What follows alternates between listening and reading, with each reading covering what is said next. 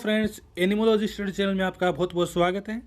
दोस्तों, आज की वीडियो में हम महत्वपूर्ण टॉपिक की बात करने वाले हैं क्लास एम्फीबिया पे। आज की वीडियो में हम देखेंगे कि एम्फीबिया जो क्लास है, इनका ओरिजिन जो है वो किस प्रकार हुआ है।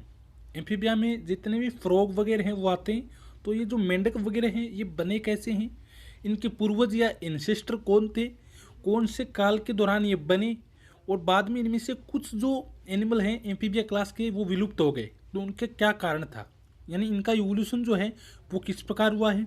तो ये सभी हम आज की वीडियो में हम देखने वाले हैं। तो स्टार्ट करते हैं एक छोटे से इंट्रोडक्शन के साथ कि एम्फीबिया जो क्लास है ये टेट्रापोड की फर्स्ट क्लास है, जो जिसमें जितने भी मेंढक हैं जो भी हैं हम इनको क्लासिफिकेशन देखेंगे तो इसमें फ्रॉग वगैरह आते हैं। तो ये जो एम्फीबिया है ये ग्रीक भाषा का शब्द है एम्फीबियन, और इसमें एम्फी का मतलब होता है डुअल और बायोस का मतलब होता है लाइफ, यानी एम्फीबियस, जिसमें हो गया कि डबल लाइफ या दोहरी लाइफ। ठीक है, हिंदी में दोहरा जीवन, यानी जिसमें पानी में भी पाए जाते हैं ये, और ये लैंड पे या ज़मीन पे भी पाए जाते हैं, इसलिए इनका नाम जो है वो एम्फीबिया रखा गया है। इसके अलावा हम थोड़े करेक्टर देखते हैं एम्फीबिया के। तो एम्फीबिया जो एनिमल हैं वो सभी एक्टोथर्मिक होते हैं। एक्टोथर्मिक मतलब बाहर वातावरण जो है ये डिसाइड करता है इनका तापमान, वातावरण के अकॉर्डिंग ये अपना तापमान जो है वो चेंज कर लेते हैं। इसके अलावा टेट्रापोड जो है वर्टिब्रेट हैं। इसके अलावा एम्फीबिया क्लास में सभी आती हैं जितने भी एम्फीबियन हैं वो, और ये पहले ऐसे एनिमल हैं जो एक्वाटिक लाइफ से लैंड पे आए थे। ये लैंड पे आ गए थे लेकिन पूर्णतया लैंड पे नहीं रह सकते थे, फिर भी इनको थोड़ा वाटर की जरूरत पड़ती थी रिप्रोडक्शन इत्यादि के लिए। तो पूर्णतया लैंड पे आने वाले जो हैं, यानी जिनको कभी पानी में जाना पड़ता ही नहीं था, वो तो थे रेप्टाइल। पर ऐसे पहले एनिमल जो एक्वाटिक से लैंड पे आए थे वो थे एम्फीबियन। इनमें हम बहुत सारे ऐसे एडेप्टेशन आ गए थे जिसकी वजह से ये आराम से पानी को छोड़ के लैंड पे आ सकते थे, जिसके कारण ये सबसे पहले क्या आ गए, पानी पे आ गए, लैंड पे आ गए, सॉरी।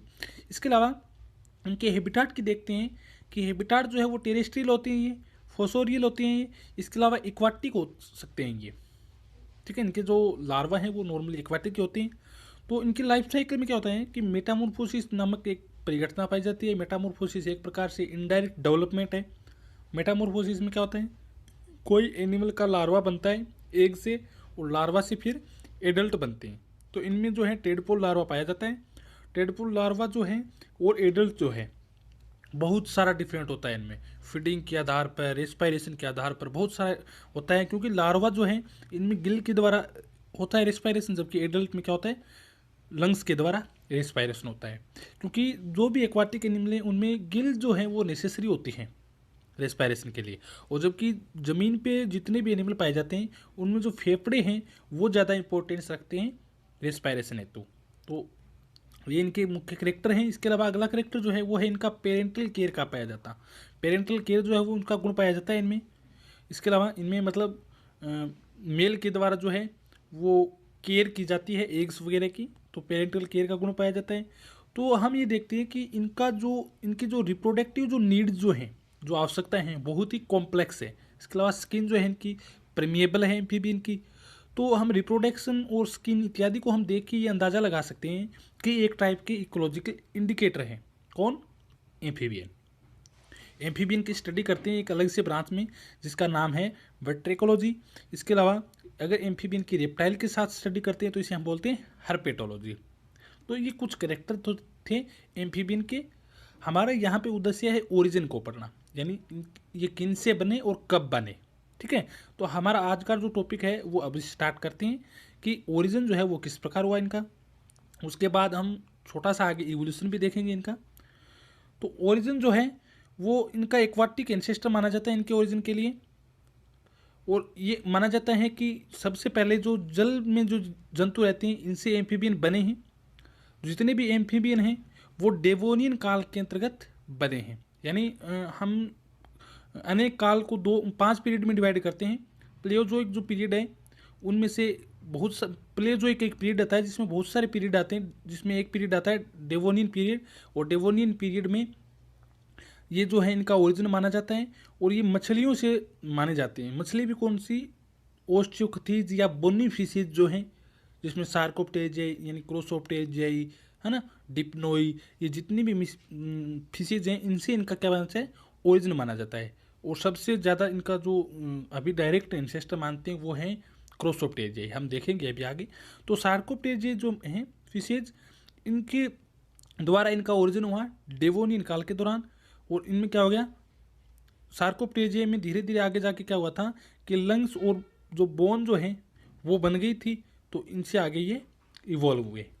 इसके अलावा हम देखते हैं कि इनमें क्या हो गया कि फिन जो थे सार्कोप्टेजिया मछलियों के, जो फिन थे, फिन का फीचर जो है वो लिम्ब में कन्वर्ट हो गया है। यानी आज हम देखते हैं कि इनके जो पैर होते हैं, जो लिम्ब होते हैं, वो फिन से बने हुए माने जाते हैं, जो कि लैंड पे, ड्राई लैंड पे एडेप्टेशन है तो हेल्पफुल बहुत ज़्यादा हैं, जो कि इनको यहाँ पे सर्वाइव करने में हेल्पफुल करते हैं। ठीक है, अब डेवोनियन काल में इनका क्या हुआ, ओरिजिन हुआ। और कार्बोनिफेरस काल और पर्मियन काल, यहाँ तक इनकी बहुत ज़्यादा डाइवर्सिटी जो है वो बढ़ गई थी। इसके अलावा इनकी डाइवर्सिटी बहुत ज़्यादा कार्बोनिफेरस और पर्मियन काल में बढ़ गई थी, और ये यहाँ पे क्या हो गए थे, डोमिनेंट हो गए थे। लेकिन जब भी पर्मियन काल के अंत तक, उसके बाद आता है ट्राइएसिक काल, तो ट्राइएसिक काल तक क्या हो गया कि सभी जो रेप्टाइल वगैरह जो ओदर वर्टिब्रेट थे, इनका ओरिजिन भी हो गया था, जिससे एम्फीबियन जो है वो विलुप्त होने लग गए। और आज जो है वो केवल और केवल इनकी एक ही सब क्लास जो है वो जीवित है, हम देखेंगे अभी। तो इनका जो विलुप्त होने का मुख्य कारण था रेप्टाइल ने इनकी जगह ले ली, और इनका जो इम्पोर्टेंस था, इनकी जो डाइवर्सिटी थी वो डिक्रीज कर दी गई। तो आज जितने भी एम्फीबिया है उनको दो सब क्लास में डिवाइड किया जाता है, एक तो स्टेगोसेफोलिया और एक लिस एम्फीबिया। एम्फीबिया क्लास जो है वो दो सब क्लास में डिवाइड की गई है, एक तो स्टेगोसेफोलिया, इसके अलावा एक लिस एम्फीबिया। स्टेगोसेफोलिया में सभी वो एम्फीबियन आते हैं जो आज विलुप्त हो गए, तो इनका अध्ययन नहीं किया जाता। आज जितने भी वर्तमान में जो मॉडर्न जो है एम्फीबियन, वो सभी लिस एम्फीबिया में रखे गए, और केवल लिस एम्फीबिया के अंतर्गत ही आने वाले ऑर्डर जो है वो लिविंग है। लिस एम्फीबिया में 3 ऑर्डर आते हैं, तो वो भी हम देखेंगे क्लासिफिकेशन में। तो वो सभी लिविंग हैं, जिसमें जितने भी फ्रॉग हैं, राना टिग्रिना, हाइला, व्यूफो, जो भी हैं, सेलामेंडर वगैरह, तो वो सभी लिस एम्फीबिया में आते हैं। इसके हम देखते हैं एंसेस्टर यानी पूर्वज। तो हम सबसे पहले देखते हैं कि सबसे पहले जो एम्फीबिया बने थे वो किस टाइप से, कौन से काल में अंतर्गत बने थे। तो हमें सबसे पहले जो एम्फीबिया बने थे उनके हमें फोजिल्स प्राप्त हुए, और फोजिल्स का नाम रखा गया है लेब्रिंथोडोंटिया।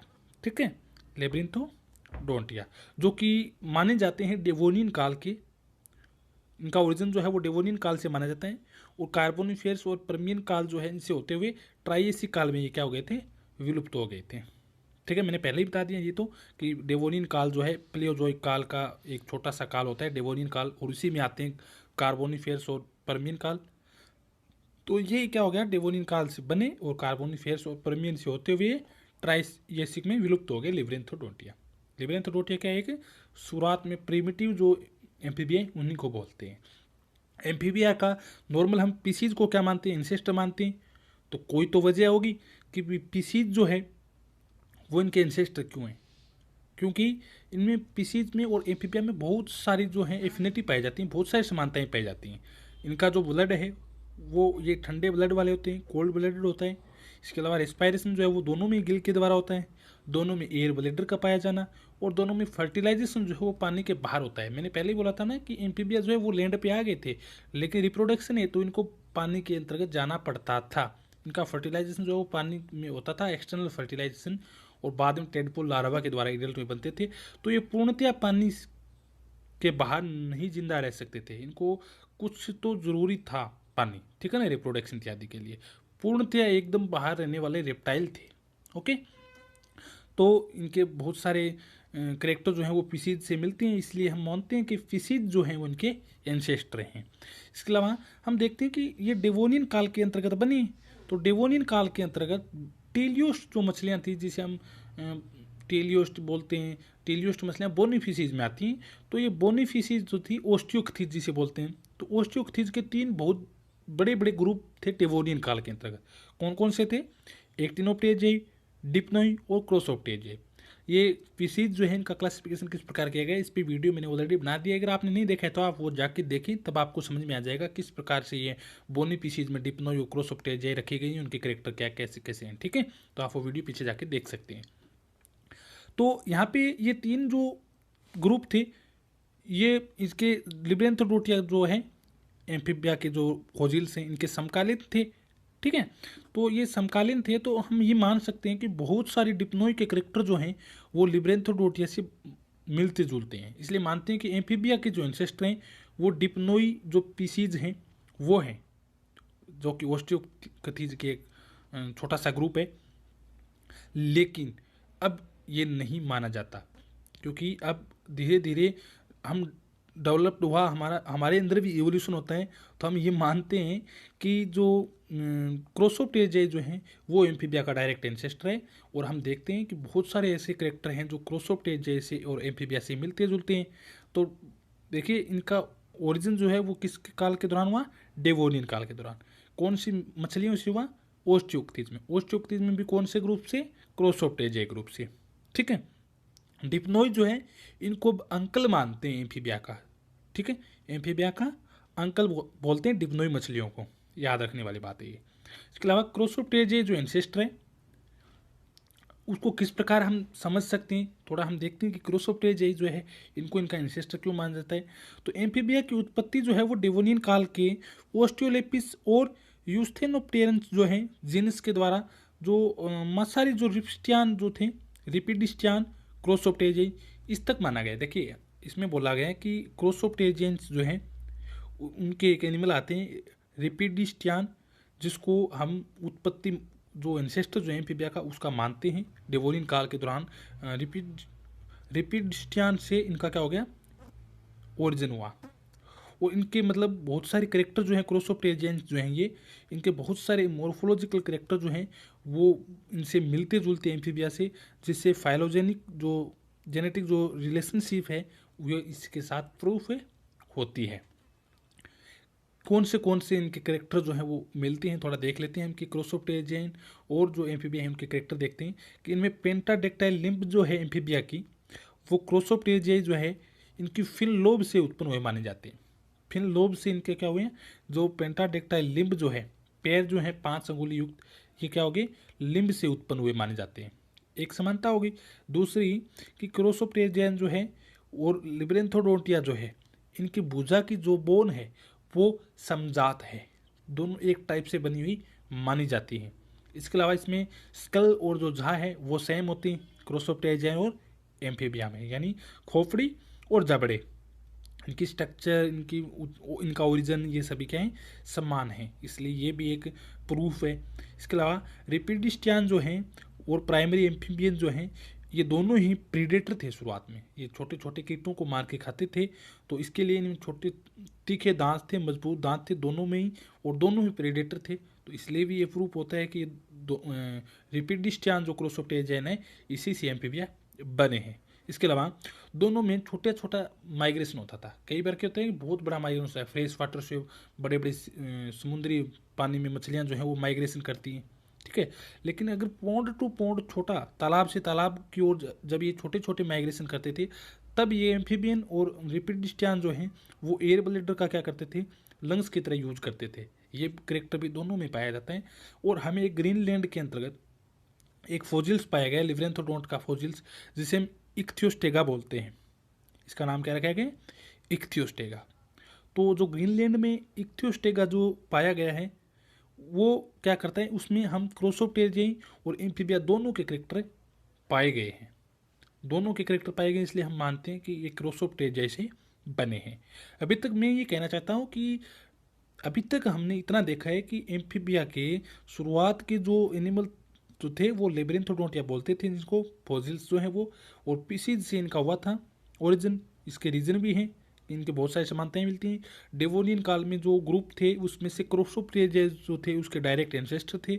और इनके क्यों थे, क्योंकि इनमें बहुत सारे स्कल टाइप, जहाँ वगैरह जो भी हैं, माइग्रेशन वगैरह, एयर ब्लैडर का पाया जाना, ये इनके क्या थे, सेम करेक्टर थे। इसके अलावा हमें इक्थियोस्टेगा वगैरह कुछ फॉजिल्स मिले जो भी ये दर्शाते हैं कि क्रोसोप्टेजियाई से एम्फीबिया बने हैं।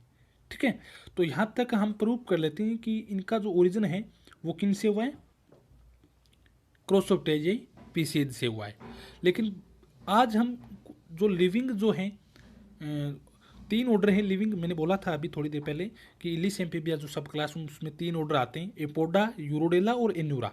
ये तीनों में जो मेंढक वगैरह जो आते हैं, हम देखते हैं कि बहुत सारे डिफरेंट पाया जाता है, इसमें बहुत सारे डिफरेंट्स पाया जाता है, बहुत ज़्यादा असमानता रखते हैं। इसलिए हम ये मान सकते हैं ना कि ज़रूरी थोड़ी ना है ये एक एंसेस्टर से बने, हो सकता है ये अलग अलग एंसेस्टर से बने हो सकता है इनके पूर्वज जो हैं वो अलग अलग हो, यानी केवल और केवल क्रोसोप्टेरियन न हो, कोई आधे क्रोसोप्टेरियन हो और आधे और हो। तो इस प्रकार ये एक टाइप से हम बोल सकते हैं कि कुछ वैज्ञानिकों की धारणा है कि इनका ओरिजिन जो है वो पॉलीफाइलेटिक टाइप का है। ठीक है, पॉलीफाइलेटिक टाइप का है, जिसमें एम्फीबिया जो है इसके तीनों ऑर्डर जो हैं, एन्यूरा और यूरोडेला और एपोडा, इनको मानते हैं कि ये डिफरेंट डिफरेंट टाइप के हैं, जिसके कारण इसका ओरिजिन जो है वो पॉलीफाइलेटिक हुआ है, यानी अलग अलग एंसेस्टर से हुआ है। एक वैज्ञानिक है एरिक जैरविक। एरिक जैरविक जो है, इनका मानना है कि यूरोडेला जो है, ध्यान देना यूरोडेला एक ऑर्डर है लिस एम्फीबिया में। ठीक है, तो हम क्लासिफिकेशन देखते हैं ये, लेकिन आप इतना याद रखना अभी कि लिस एम्फीबिया एक सब क्लास है, वो स्टेगोफोलिया दूसरी क्लास है, सब क्लास, जिसमें जो कि विलुप्त हो गई है। लिस एम्फीबिया विलुप्त नहीं है, जिसमें लिविंग जो 3 ऑर्डर हैं वो लिस एम्फीबिया में आते हैं। तो यूरोडेला जो है, इनका ओरिजिन ये किससे मानते हैं, ये पोरोलेपिड रिपिडिस्टियन के लेपोस्पोन्डिल द्वारा मानते हैं। ठीक है ना, ये एक टाइप के क्रोसोप्टेरियानी है, ठीक है ना, क्रोसोप्टेरियाई हैं, जिसमें रिपिडिस्टियन के लेपोस्पोन्डिल द्वारा यूरोडेला का ओरिजिन मानते हैं, जबकि एन्यूरा का ओरिजिन जो है वो ओस्टियोलेपिड रिपिडिस्टियन से लेब्रिंथोडोंटिया के द्वारा हुआ मानते हैं। ठीक है, यानी ओस्टियोलेपिड जो रिपिडिस्टियन थे उनसे लिब्रेंथोडोंटिया बने, और फिर लिब्रेंथोडोंटिया से और बने एन्यूरा बने। ठीक है, तो ये हम अलग अलग मानते हैं, ये कुछ वैज्ञानिक हैं कि इनकी ओरिजिन जो है वो अलग अलग टाइप से हुआ है, माना जाता है ऐसे। ओके, तो ये तो हमारा हो गया ओरिजिन, समझ में आया होगा ये इनके कौन से एंसेस्टर हैं, थोड़े इनके कैरेक्टर भी बताए मैंने, कौन सा पीरियड था इनका। तो अब हम देखते हैं कि ये धीरे धीरे कैसे इनकी संख्या बढ़ी, और फिर ये अचानक से धीरे धीरे कैसे ये विलुप्त हो गए, यानी हम अब एम्फीबिया का इवोल्यूशन जो है वो देखते हैं, क्या रीजन थे कि बाद में ये विलुप्त हो गए। ठीक है, और अगर ये कई काल में बहुत ज़्यादा प्रभावित थे तो क्यों थे, ऐसा कौन सा मतलब इन्वायरमेंट था, तो हम थोड़ा इन्वायरमेंट को मिला लेंगे इनके ओरिजिन के साथ, और हम इसको बोल देंगे इवोल्यूशन। ठीक है, तो हम देखते हैं इनको कि यहाँ पे ध्यान रखने वाली बात है कि ये डेवोन केवल और केवल 3 काल के नाम याद रखने, डेवोनियन काल में बने, कार्बोनिफेरस और पर्मियन काल में बहुत ज़्यादा हो गए थे, और ये जाके ट्राइएसिक काल में विलुप्त हो गए थे रेप्टाइल के कारण। ठीक है, तो मैं यहाँ पे स्टार्ट करूँगा इनका बनने से लेके, और लास्ट में इनको विलुप्त कर दूंगा। तो देखने कि इसमें जो है एम्फीबिया जो है वो डेवोनियन काल के अंतर्गत बने, लगभग 370 मिलियन ईयर्स पहले। लोब फिन जो थी फिश, उनसे बने ये, क्योंकि आज भी बहुत सारे लोब फिन जो फिशेज हैं, जैसे लंग फिश जो हैं, सिलोकेंथ जो हैं, वो आज भी बहुत ज़्यादा समानता रखती हैं इनसे, एम्फीबियन से। तो इनसे ये बने डेवोनियन काल के दौरान। और ये क्या हो गया था कि इनके जो पूर्वज जो लोब फिन फिशेज जो हैं, उनमें multi jointed leg like fin बने थे। ठीक है, पहले मछली जो थी ये लोब फिन मछलियाँ जो थी, इनमें joint multi jointed leg like fin बने थे, और इनमें आगे डिजिट जो थी उनका भी निर्माण हो गया था।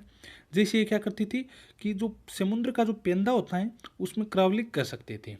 ठीक है, उसके बाद इनमें ये क्या हो गया कि प्राइमरी जो प्रिमिटिव जो लंग्स जो हैं उनका भी निर्माण हो गया। इस क्रोसोप्टेरिया जो मछलियाँ हैं इनमें, ये जो लंग फिश है इनमें थोड़ा प्रिमिटिव लंग जो है उसका डेवलपमेंट होना स्टार्ट हो गया, जिससे ये क्या करती थी कि जब भी समुद्र में ऑक्सीजन की मात्रा कम होती थी, ये बाहर वायु में ऐसे छलांग लगाती थी और बाहर वातावरण से ये ऑक्सीजन को ले लेती थी, जिससे ये श्वसन में इनका एक सहायक अंग हो गया ये। ठीक है, लेकिन ध्यान रखना यहाँ पे फिर भी डोमिनेंट जो अंग था वो गिल्स था, गिल्स के द्वारा, ठीक है ना, कोलोम के द्वारा ये लेती थी।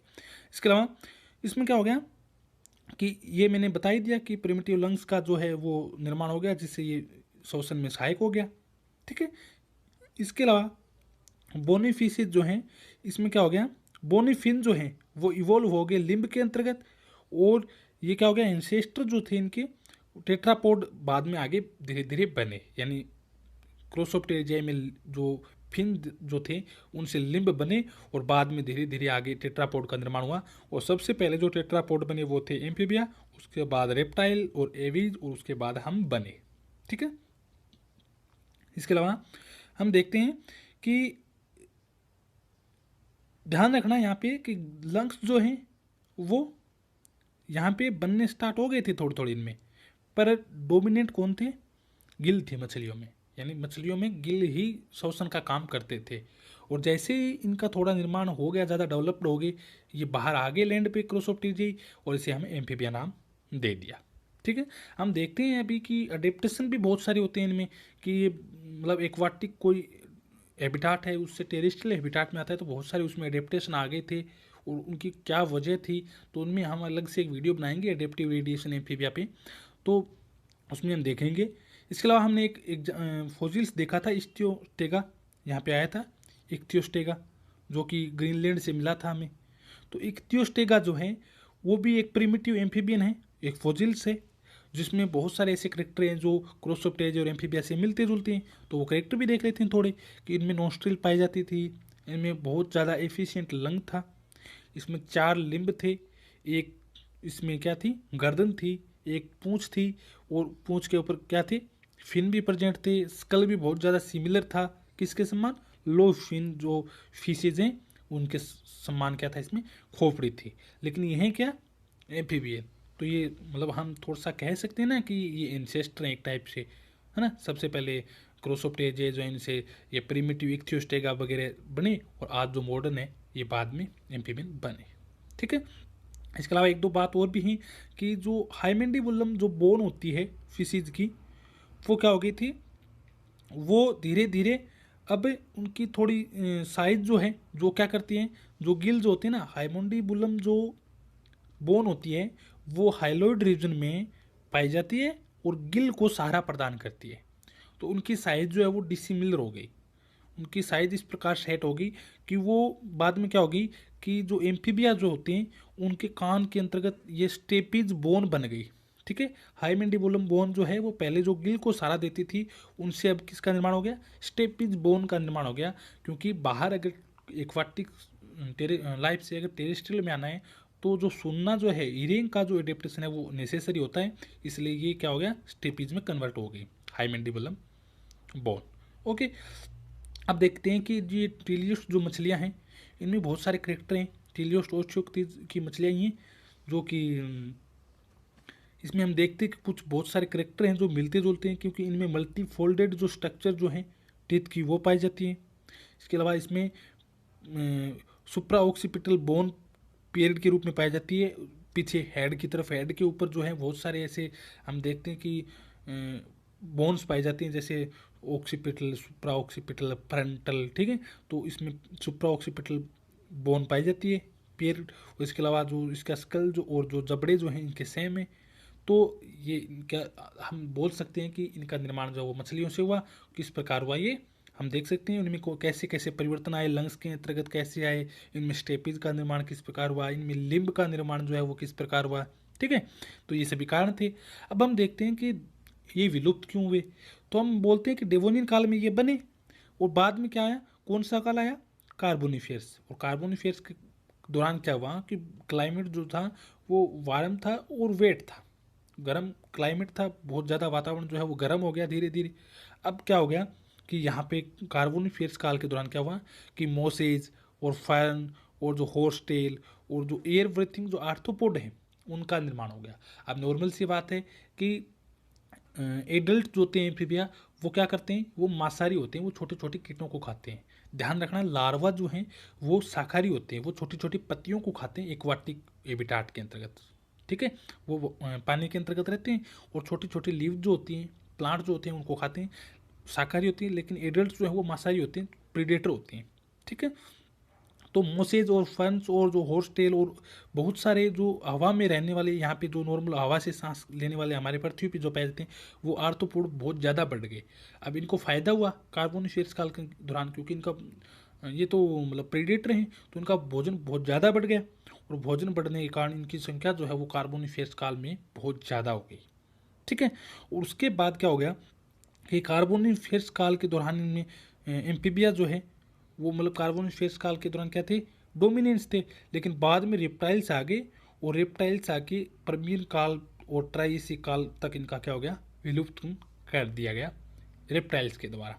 तो क्या हो गया कि ट्राइसिक जो पीरियड था उसमें रेप्टाइल जो है वो इनको धीरे धीरे धीरे धीरे एनवायरनमेंट से, या हम बोल सकते हैं कि इकोसिस्टम से अलग करते गए और अलग करते गए धीरे धीरे, और अपने हाथ में जो है वो लीड ले ली। और इनको ये धीरे धीरे एम्फीबियन जो है वो विलुप्त होते गए और इनकी साइज और जो इनकी बायोस्फीयर में जो इम्पोर्टेंस है वो दोनों ही धीरे धीरे डिक्रीज हो गई और लास्ट में रेप्टाइल जो है इनका प्रभुत्व आ गया। और आज जो हैं वो केवल और केवल लिस एम्फीबिया हैं, जिसमें 3 ऑर्डर एपोडा, एन्यूरा, ये तीनों ऑर्डर जो हैं एपोडा, एन्यूरा और यूरोडेला, ये तीनों ऑर्डर जो हैं आज अभी भी जीवित हैं, हम देखते हैं, जिसमें सभी मेंढक आते हैं। तो ये था हमारा आज का वीडियो जिसमें हमने ओरिजिन और एम्फीबिया का जो इवोल्यूशन है वो किस प्रकार हुआ है देखा। आगे के वीडियो में हम देखेंगे कि इनमें कौन कौन से एडेप्टेशन पाए जाते हैं जो कि इनको पानी से बाहर लेके आए, क्या वजह थी कि ये पानी से बाहर आए, और इसके करेक्टर क्या क्या होते हैं, इनका क्लासिफिकेशन जो है वो किस प्रकार किया गया है। तो आगे के वीडियो में हम ये सभी देख लेंगे, हमारा जो टॉपिक है वो कंप्लीट करेंगे। आप हमारे साथ बने रहिए। अगर आप नए हैं तो चैनल को सब्सक्राइब कर लें और अपने फ्रेंड्स के साथ बिल्कुल भी शेयर करना ना भूलें। धन्यवाद।